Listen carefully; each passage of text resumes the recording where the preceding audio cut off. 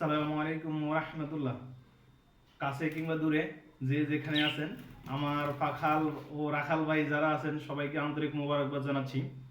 তো আজকে আমাদের দেশ ভালো নাই, আমরা ভালো নাই, পাখাল আর রাখাল কেউই ভালো নাই। আশা করি ইনশাল্লাহ এই সমস্যাটা খুব দ্রুতই মিটে যাবে। আমরা সবাই মিলে সবার প্রচেষ্টা, আন্তরিক প্রচেষ্টার মাধ্যমে এটার সমাধান হবে। তো আমি আসলে আজকে যে জিনিসটা নিয়ে আলোচনা করতে আসছি যে আমাদের বেশিরভাগ পাখাল ভাইদের খাদ্যের দামটা খুবই বেশি হয়ে যাচ্ছে।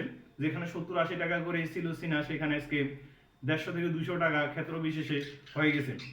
তো এই জন্য আমি এসেছি যে আসলে এই সমস্যাটা যদি সমাধান না করা যায়, অনেক খামার বন্ধ হয়ে যাবে বা অনেকে শখ করে ফেলতেছেন, সেটাও সমস্যা হয়ে যাবে, যে এভারেজ কস্টটা বেশি পড়ে যাবে।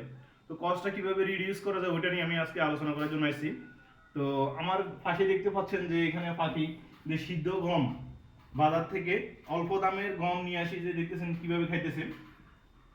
সিদ্ধ করে ওই গমগুলো পাখিকে খেতে দিবেন। সিদ্ধ করার ক্ষেত্রে কয়েকটা জিনিস খেয়াল রাখতে হবে, যে আপনি যে সিদ্ধ করতেছেন এটার পানিটা ফালানো যাবে না, গায়ের সাথে যেন মিশে যায়, ওই জিনিসটা খেয়াল রাখতে হবে। পানিটা যেন সিদ্ধ করতে করতে এমনভাবে সিদ্ধ করবেন গমটা যেন নরম হয় এবং পানিটা যেন গায়ের সাথে মিশে যায়, বাইরে কোনো পানি ফালানো যাবে না। ওই পানিটা মিক্স যখন শুকিয়ে যাবে তখন ঠান্ডা করে পাখিকে খেতে দিবেন। এটা একটা ভালো একটা ফ্লেভার আসবে। ওই ফ্লেভারটা কারণে পাখি খুব খায়, এই জিনিসটা খুবই পছন্দ করে পাখি। এতে কি হবে, আপনার গমের কেজি অ্যাভারেজে 25-30 টাকা, ক্ষেত্র বিশেষে কোথাও 35 টাকা। তো আপনার অ্যাভারেজ কস্টটা কমে যাবে। 3 দিন যদি আপনি একদিন পর একদিন, একদিন গম খাওয়াবেন আর একদিন মিক্স সিড যেটা ওইটা খাওয়াতে পারেন, বা ইয়ার যেটা কাউন যেটা ওইটাও দিতে পারেন। প্রতিদিন একই খাবার দিবেন না, সাথে বাজারে ভেজিটেবল এখন খুব সস্তা, ভেজিটেবল দিতে পারেন, মিক্স ভেজিটেবলগুলো আপনি দিতে পারেন। গমের ইয়াটা একটু বেশি দিবেন যদি এভারেজ কস্ট কমাইতে চান।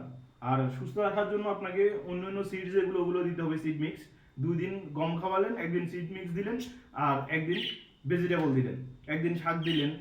তাহলে কি হবে, এভারেজে আপনার কস্টটা অনেক রিডিউস হয়ে যাবে।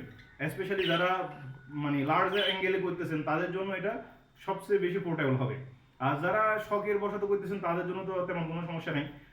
আর যারা কস্টটা কমাতে যাচ্ছেন, এই কথাটা মূলত তাদের জন্যই, যে কিভাবে এটা করবেন। জিনিসটা গমটা খায়ও ভালো।